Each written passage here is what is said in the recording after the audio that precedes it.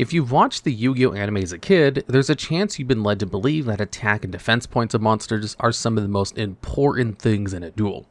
This expectation would unfortunately be shattered for most young fans when they actually begin playing the TCG, and realize that using an entire card on a single attack buffing effect wasn't actually the best strategy. However, these cards also aren't useless, and they have had their time in the sun here and there. So today, we're going to go over the many failures and successes of attack and defense buffing and debuffing cards to try and make heads or tails of when these effects work and when they fail. Now, we have a lot of ground to cover here. There are a ton of different cards that change the stats of monsters in different ways, from the simple battle trick to equip spells to monsters that modify their own attack and defense values. Let's start at the beginning, with the first round of cards that buff attack points all the way in the very first set of Yugioh. Legend of Blue Eyes White Dragon had a ton of equip spells and field spells like Electro Whip and Mountain that gave all monsters of a certain type either 300 attack and defense points or 200 attack and defense points respectively. This leads to the first problem that attack buffing and debuffing cards ran into in the TCG, which is that the designers had no idea what numbers to put on them. 200 or 300 attack and defense is basically nothing in a game of Yu-Gi-Oh, even all the way back in the very first set. For a good example of this, look at Skull Red Bird and Aquamador. Skull Red Bird has the highest attack of any level 4 monster in this set with a chill 1550 attack. However, Aquamador's defensive 2000 not only allowed it to wall out Red Bird, but wall it out even if it received a buff from Mountain or Follow Wind. Essentially, to crack Aquamador, you needed not only to draw the most powerful normal summon in the game, but draw 2 other cards to make it more effective. And that's not a combo that wins you the game. It simply allows you to progress the game state at all. The problem here isn't the inherent design of these field spells or equip spells, though those did have their own problems. The issue here is that these cards were all made far less effective than they should have been for no reason at all. This was the easiest issue to remedy for these cards, and we would see it fixed in just a few sets. Future equip spells like Malevolent Nuzzler and Axe of Despair gave much larger attack buffs of 700 or 1000 respectively, which would almost always allow the monsters they were equipped to actually destroy an opponent's monster in battle. This leads to the next thing we need to note about these effects, which is that all they really do is allow you to win battles against your opponent's monsters. Obviously, that's a good thing. Being able to destroy powerful monsters in battle not only gets you closer to winning the game by dealing damage to your opponent, but it also removes the monster from play, making battle a form of removal on its own. This presents a bit of an issue for these kinds of cards, as at the end of the day, they simply don't do all that much. We've made an entire video about why equip spells are a failed mechanic, and equip spells are able to do a lot more than just give monsters attack and defense point buffs. We brought up a lot of issues there that apply to these mechanics as well. For one, these cards require a monster on field to do anything. If you draw a hand full of Rush Recklessly's and Axe of Despairs, you can't actually do anything at all, besides help your opponent win the game even more quickly, I suppose. However, even worse is the fact that these cards can set you up for an untimely 2-for-1 if your opponent has any way to destroy your monster with a card effect. If a monster with an equip spell is destroyed, the equip spell is destroyed as well, meaning that you'll lose 2 cards for the price of your opponent's 1 Raigeki. This card advantage issue is even worse with temporary stat buffs like Rush Recklessly, which only ever go even in card economy if they're the difference between you winning a battle against your opponent's monster or losing it. And if your opponent has any quick effect interaction, you'll be losing card advantage. They can even use cards like Compulsory Evacuation Device and go even in cards if you use a card like Rush Recklessly. This is made even worse by the existence of a ton of cards that can do the same thing as these stat changing effects that don't have this issue. I mean, look at Raigeki. Not only does this card destroy 1 monster, it does so without you needing to have any monsters on the field and can destroy more than 1, actually netting you card advantage instead of possibly losing it. And yes, Raigeki was banned at one point and limited to 1 copy for years, but between cards like Dark Hole, Fissure, and Trap Hole, which could answer your opponent's monsters, there was no reason to ever use these less effective forms of removal. All of the cards I just mentioned were also in Legend of Blue Eyes White Dragon, meaning that from the very first set of the game, attack buffing cards were completely outpaced in terms of being used as removal. This also means that defense buffing cards are basically entirely useless, full stop. While the initial wave of equipped spells did buff defense, future versions of these effects almost always only buffed attack points, because the defense point buff basically never mattered. This is for a few reasons, but the main one is that a monster can't be destroyed by battle with a monster in defense position. No amount of defense points would ever let you make up for this lack of card advantage, and winning battle with a monster in attack position also dealt battle damage to your opponent even if they were being attacked, so increasing defense points was almost never actually helpful. This is the central point that the entire rest of the design of these cards, and therefore this video, will be circling around. Attack and defense buffing cards are essentially just removal, but as removal, they're more fragile, inconsistent, and often just straight up weaker than other available options. Of course, the story doesn't end here. Once these cards came out and were a complete flop in the TCG, someone at Konami took a look at their facts and said, how do we make these cards not suck? Thus begun a years-long period of experimentation with attack buffing effects, and eventually Konami found a few ways to design these cards where they were actually pretty good. For one, they eventually figured out how to make them work as removal, even outcompeting cards like Fissure that simply destroyed monsters without asking any more questions. But how? Well, we just went over why these other forms of removal are so much better than attack buffing cards. So what could they have done to help them catch up? Well, this is where we need to get acquainted with everyone's favorite part of a turn of Yu-Gi-Oh!, the damage step. You see, the damage step is a very special part of the turn where almost all quick effects can't be activated. Whenever two monsters battle, the game has a special step where the only quick effects that can be activated are those that change the attack or defense values of a monster. This means that if you activate a stat buffing effect in this window, you won't get blown out by removal or even have to risk your damage not going through. Now, this doesn't actually help with the field spells or equip spells from earlier, as they can't be activated at quick effect speed, but cards like our good old friend Rush Recklessly still can. Unfortunately, this isn't quite enough to propel Rush Recklessly above standard removal. Other removal spells are just more flexible and have more power overall, and a big part of that are limitations that the card still has. For one, these cards still generally only give a limited attack buff, so if you had a very small monster in the field, and your opponent has a very powerful one, you were still out of luck. Even worse, the cards were pretty easy to play around on your opponent's turn. To use them during your opponent's battle phase, you have to set them face down first, which makes them vulnerable to spell and trap destruction. You can chain these cards to the spell and trap removal, but at that point your opponent will see that your card has gotten a stat buff and know to not attack into it. Essentially, this downgrades your card from a Fissure into a threatening Roar. And while that's not getting no value, it's getting so much less that at that point you might as well go for broke and play more powerful battle traps like Mirror Force. Basically, the cards were still just a little bit too limited in their application, even with their protection of the damage step. All of this changed with a little card called Honest. This is a level 4 light fairy with the effect where, when a light monster you control battles an opponent's monster, you can discard it to give the monster attack equal to the other monster's attack until the end of the turn. This card fixes the issue with basically every other attack boosting card. Unlike other versions of this effect, this will always allow you to win the battle, as you'll gain the other monster's attack on top of whatever attack you already had. However, the main upside of Honest is the surprise factor. Because this is a hand trap, your opponent can't see a face down spell trap card on the field and know to play around it, let alone use spell trap card to remove it preemptively. Combine this with the protection it gets in the damage step, and your opponent has basically no way to stop Honest from resolving. This made Honest one of the best forms of removal for light decks for years following its release, only falling out of favor pretty recently. The card even saw some niche playing Trick Stars all the way back in 2018 in competitive lists, nearly a decade after the card's initial release. Honest is easily the gold standard for stat buffing cards, the most powerful application Konami has ever found for the effect, thanks to their ease of use and versatility. There are also applications for this effect outside of only being a weird form of removal. The effect can also be used simply to push through for more damage, which isn't often all that good, unfortunately. However, Konami has found a few ways to encourage this style of play, and it all centers around one principle: go big or go home. Cards like Limiter Removal and Megamorph are very all-in cards, having the ability to double a monster's attack stat, but each having downsides that keep them somewhat in check.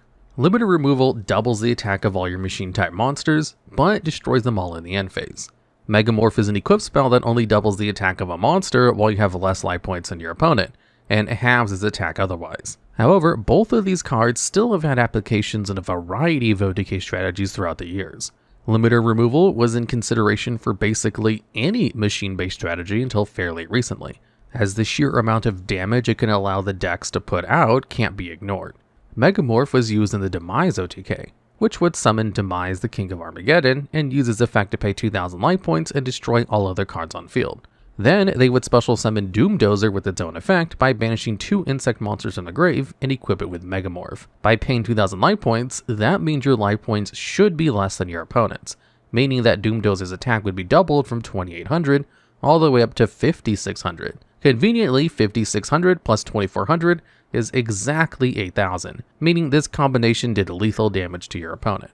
This deck was actually pretty powerful for a while in the TCG, though this was a long time ago, back in the GX era. Megamorph has seen comparatively less experimentation compared to limiter removal, though both of these cards were considered a lot stronger in the early days of Yu-Gi-Oh!, back when OTKing your opponent was a rare and powerful strategy, and not a foregone conclusion like it is with most modern decks. While they haven't seen play in the modern day TCG, these types of effects have been essential in shaking up playstyles throughout the game's history. There is one more genre of stat changing cards that we need to mention here, and that is monster cards that change their own attack power value. Maybe the most famous of this group amongst competitive players is Grenmaju Daiza, famous for being a competent road deck for far longer than it should have been. Grenmaju is a level 3 Fire Fiend whose effect sets its attack and defense equal to the number of your banished cards times 400. It's surprisingly easy to banish a large number of cards from your deck in a single turn. A single activation of a card like Pot of Desires infamously put Daiza's attack at a massively inflated 4,000, enough to deal lethal damage to your opponent in only 2 attacks. Combining this with various floodgates like Macrocosmos and There Can Be Only One can allow you to slow down the game enough for a few attacks from Maju to put your opponent out of commission. Now, this card and others like it have been power crept out of the game over time, but this wasn't necessarily a winning formula every time, even when decks like Maju were a viable strategy. For a great example of this, let's take a look at the Wicked Avatar. This twisted version of the Winged Dragon of Raw Sphere mode similarly requires 3 tributes to be normal summoned. It can't be special summoned, and when it is summoned, your opponent can't activate spells or trap cards until the end of their second turn after it's summoned. However, most importantly for our purposes, this card's attack is always equal to the highest of all monsters on the field, except for the Wicked Avatar, plus 100. This means that the Wicked Avatar will be able to beat over any monster in battle, and nothing can ever beat it in battle. This is the epitome of anime cards, where attack points reign supreme and no one has ever heard of other forms of removal.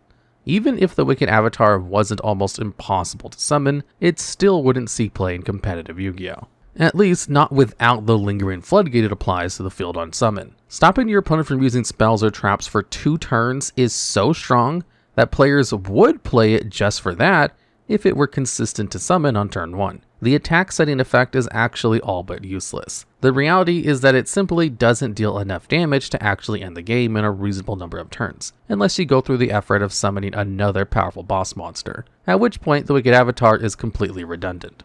The only reason Grenmaju was able to avoid a similar fate was that it was good at ending games, allowing you to crush your opponent before they could try and find a way to out your strategy. At this point, the main role of these kinds of attack setting cards was to try and facilitate an OTK strategy of some kind. Anything outside of that had a very difficult time getting a foothold in the metagame. Another similar strategy that found some success was Skull Servants, who used King of Skull Servants to deal massive amounts of damage after filling up the graveyard with weak zombies. We're not going to go too deep into the strategy in the video, but it's a good example of how this effect has been successful in the past. Now, throughout this video, we've talked a lot about cards that give stat buffs, why they were bad, and how Konami ended up finding a way to make some more powerful versions of the effect. However, that's only half of the title of this video. We still need to cover stat debuffing cards. If stat buff cards went from completely unusable to niche but powerful, and eventually to power crept out of the game, stat debuffing cards have essentially just always been bad, far worse than stat buffing cards. Now that we know why stat buffing cards are so bad, we can talk about why stat debuffing is far, far worse. The main use of stat debuffing cards is the same as stat buffing cards, which is to help your monsters win battles. These cards are a form of soft removal, which is a very intuitive use case. So what's the issue?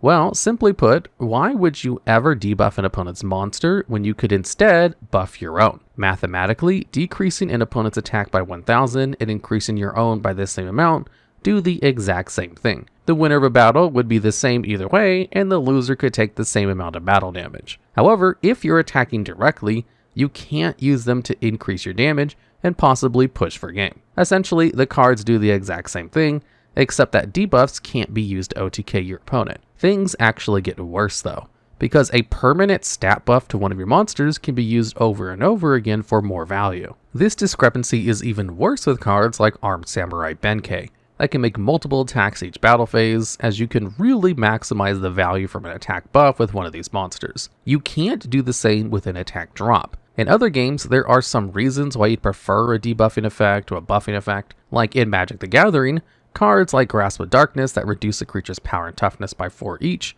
the equivalent of attack and defense in the game, can be used as removal. That's because in Magic, if a creature's toughness is ever reduced to 0 or less, it dies. So a creature with 4 or less toughness will be killed with a spell like Grasp. Of course, all the 0 defense zombies in Yu-Gi-Oh will clue you into the fact that this is not how things work in this game. Yu-Gi-Oh monsters can stick around with 0 defense as long as they want. So a spell like Burden of the Mighty isn't actually going to remove anything without a monster of your own on the field. The other use for these kinds of cards would be protecting your life points, but that's not really worth using an entire card to do. This falls into the same trap as most life point gain cards, which have infamously been almost entirely useless in Yu-Gi-Oh! This doesn't mean that there are no good cards with the effect, but most of those cards are good for reasons outside of this effect. For example, Destiny Hero Destroyer Phoenix Enforcer is a powerful card with multiple strong effects, but it also has the effect where it decreases the attack of your opponent's monsters by 200 for each hero card in your graveyard. While not a good enough reason to play this card on its own, this can make actually outing DPE even more difficult for your opponent than it already is. If you filled your graveyard with hero monsters, this can lower your opponent's attack by 1000 or more, meaning your opponent has to commit even more resources to getting a monster with high enough attack to beat over DPE, letting you save DPE's powerful destruction effect longer, as they can't simply go to battle and beat over it. However, without the synergy between this effect and DPE's quick effect pop, this effect would be essentially useless. Putting this kind of effect on, say, a continuous spell or trap wouldn't have any real impact on the metagame, and even on DPE, the effect isn't necessarily that good. Most decks will probably try to destroy DPE before ever going to battle in the first place, forcing the activation then. So the turn would have gone the same way regardless of whether DPE had the attack decrease effect or not. There is one last group of cards that's worth bringing up in this discussion, and that's a line of cards that combine stat buffing and debuffing with other effects to make them surprisingly playable, the Forbidden cards. These cards all either gave or remove attack points from a monster as well as doing something else to it, either making it better or making the card weaker. Forbidden Lance here makes a monster lose 800 attack, but it's also unaffected by the effects of other spell and trap cards this turn. Forbidden Chalice gives a monster 400 attack, but negates its effects for the rest of the turn. Forbidden Dress makes a monster lose 600 attack, but it can't be targeted or destroyed by other card effects this turn. Finally, of the good ones, there's Forbidden Droplet, which is a bit of a mouthful. Basically, you send any number of your cards from your hand or field to the graveyard, and for each of the cards you sent, you have the attack of an opponent's monster and negate its effects. Also, your opponent can't respond to the card with any cards of the same type of cards you sent to activate it. So, if you send a monster, spell, and trap, they can't respond to it at all. All of these cards are quick play spells, and since they modify attack and defense values, they can be activated during the damage step. Now, all of these cards are mostly played for their non-stat changing effect, but the fact that they do change the stats of a monster does give them extra utility. Being able to be a bad removal spell gives these cards a use case that cards like Infinite Impermanence don't have. Infinite Impermanence is, ultimately, the more powerful card thanks to being activatable during your opponent's first turn, going second. But when the game was a bit slower, the ability to flex between these two roles made these cards extremely valuable. Unlike something like Destiny Hero Destroyer Phoenix Enforcer, these cards were actually played because of the stat changing effects at some level. If they didn't have those effects, there's a good chance people would have used other options. But having both effects at once gives you a lot more plays at any given time. So, to wrap things up, stat buffing and debuffing cards are effectively just more limited forms of removal. The effects are generally very weak to removal, and if you lose all of your monsters, the cards become essentially worthless. At almost every point in the game's history, standard forms of removal have been better. However, attack boosting cards found a niche in cards like Honest and as OTK enablers before modern Yu-Gi-Oh! Power crept them out of relevance. Meanwhile, stat decreasing cards have essentially never been competitively viable. While batching these effects with other, more generally useful effects did allow them to see more play for a time, the game has been power crept to the point that even this isn't really worth it anymore. Overall, stat changing had a bit of a bumpy ride, starting off way weaker than they should have been before settling into a comfortable mediocrity for most of the game's lifespan. Still, the few times they were good, they really did leave their mark on the game.